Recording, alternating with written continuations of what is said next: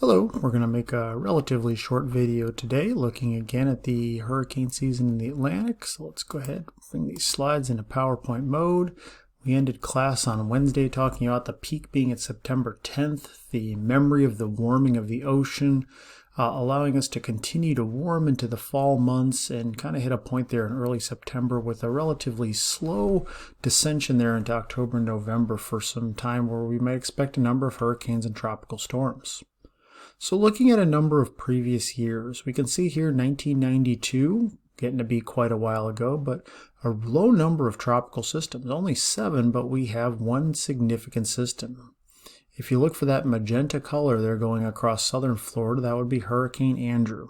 A very notable storm hitting near Homestead Air Force Base, catastrophic damage with pressures down around 922 millibars, and regained its major hurricane status and still hit again in Louisiana later as a Category 3 hurricane.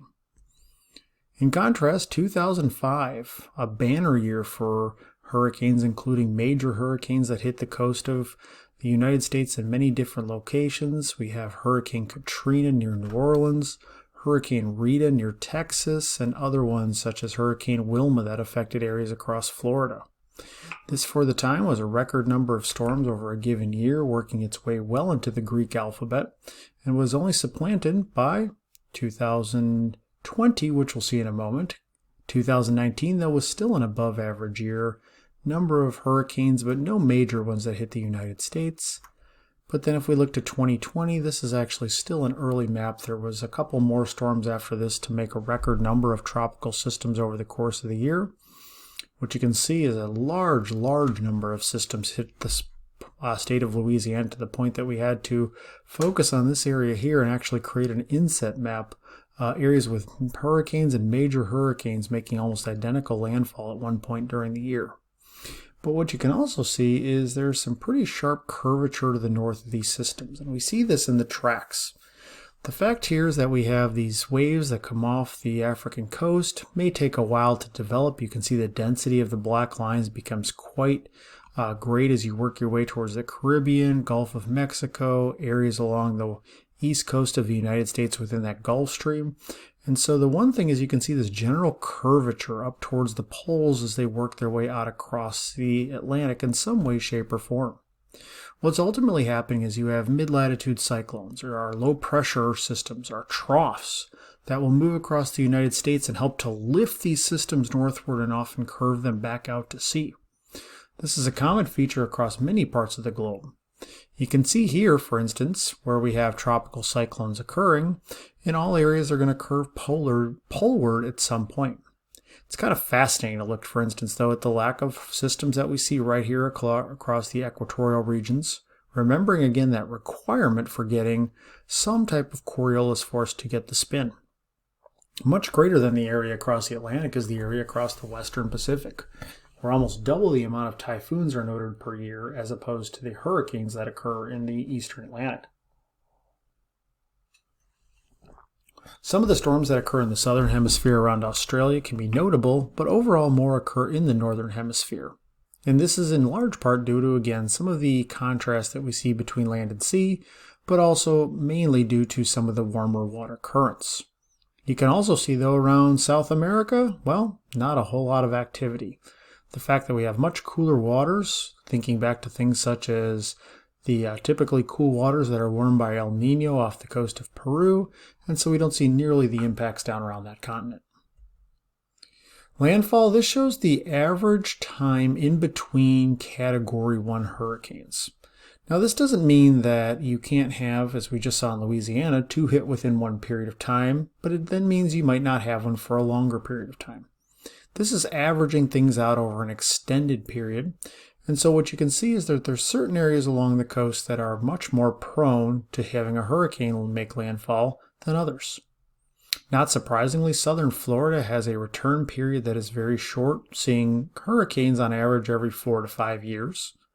You also see an interesting feature out over North Carolina, the Outer Banks, where hurricanes regularly strike, and that's in large part not due to the sea surface temperatures or any other feature specific to North Carolina, but rather simply the geography of the region.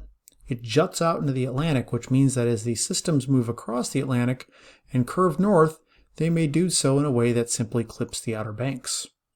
That does also mean that areas, for instance, such as southern South Carolina and the coastal Georgia area have a much lower return period because of, again, geography. If you have a curving storm, it's really tough to curve a storm into this coastline. It has to still be moving pretty much westerly to be able to make a landfall into Georgia. And then you can see as you work your way up towards New England, we have cooler waters, so in general we don't have nearly the return period up here.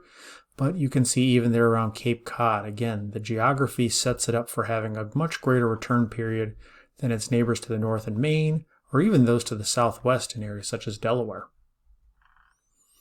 Here we look at June, July, August on the left, September, October, November on the right. And the brighter the color, the more likely that you're going to see tropical activity in that region, and also the white arrow showing a little bit about the prevailing tracks.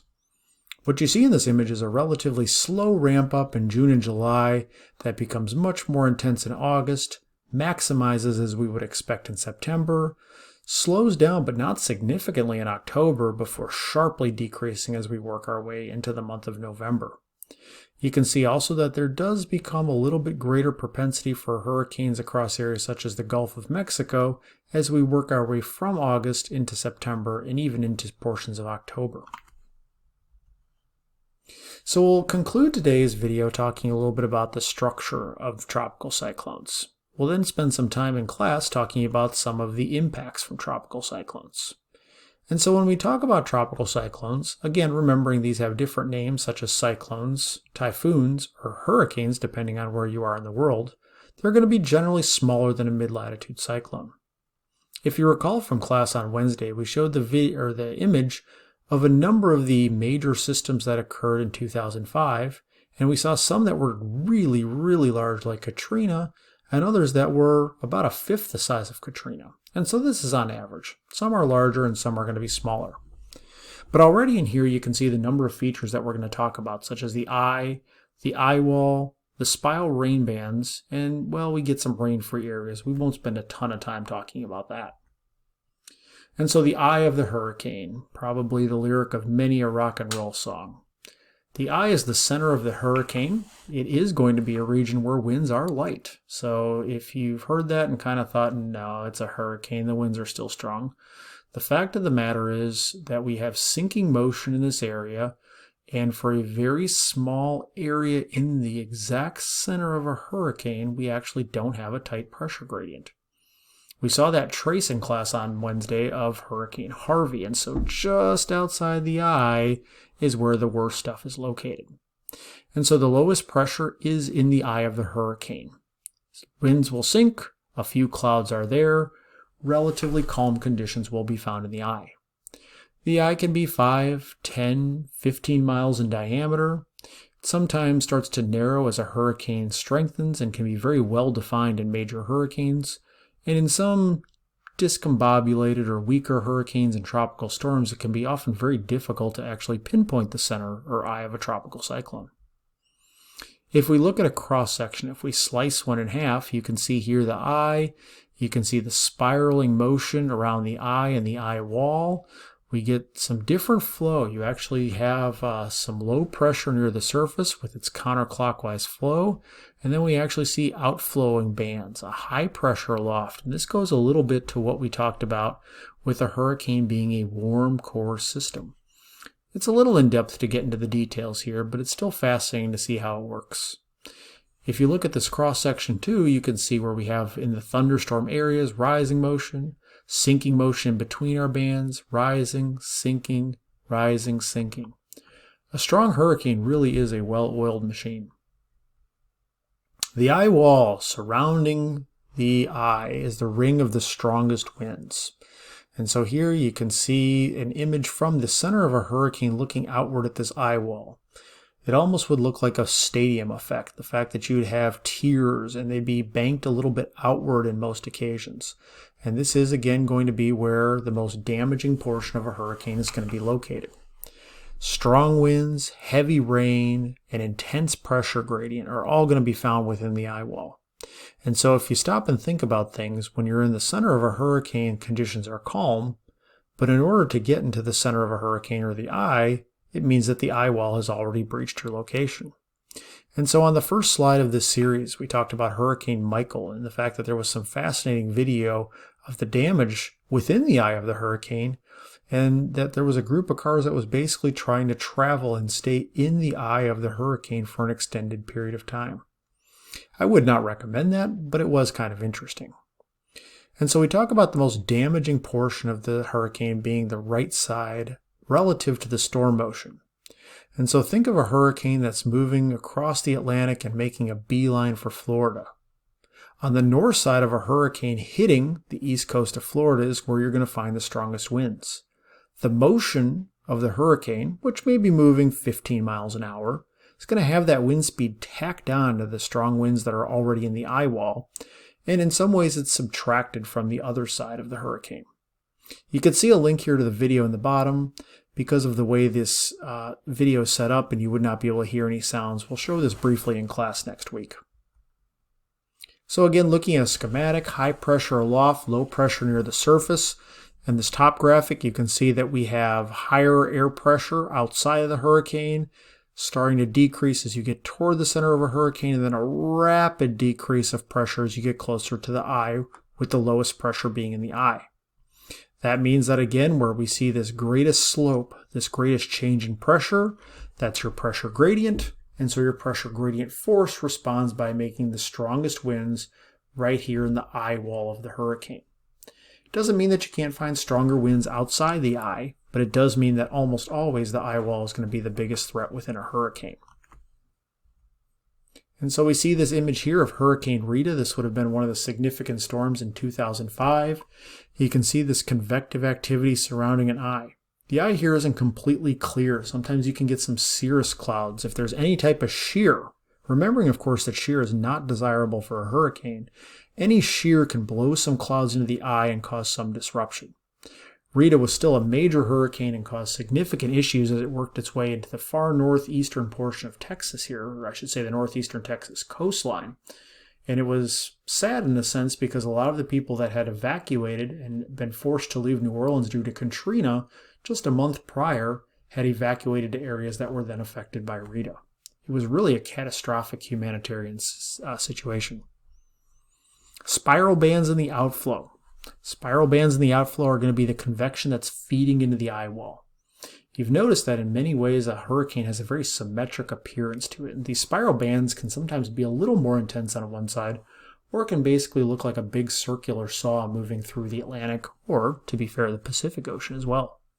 Spiral bands can extend far away from the eye. Sometimes we get very compact hurricanes, other times, like with Katrina, they can be very large and we can have spiral bands that start affecting the coastline even days before the actual eye of the hurricane makes landfall. And the outflow aloft. The fact that we have this spiraling away from the storm, that high pressure aloft. And through evacuating some of the air aloft, this actually helps to lower the central pressure. It increases the rising motion at the surface, therefore increasing the convergence near the surface, and ultimately helps to deepen the thunderstorm over time. The hurricane over time, which is, to be fair, comprised of a number of thunderstorms. And so here we'll conclude with this image for the day. Satellite image showing a number of examples of a hurricane with TRMM, the Tropical Rainfall Measurement Mission.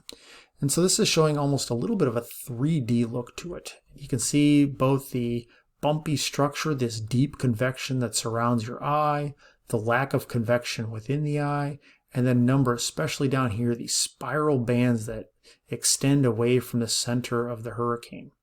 And so these spiral bands can actually, as we'll see later, be a decent threat at times for things such as tornadoes and very strong winds, even though they are far away from the eye wall as well.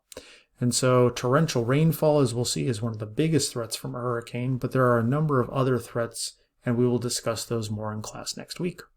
Take care, and we will see you on Monday.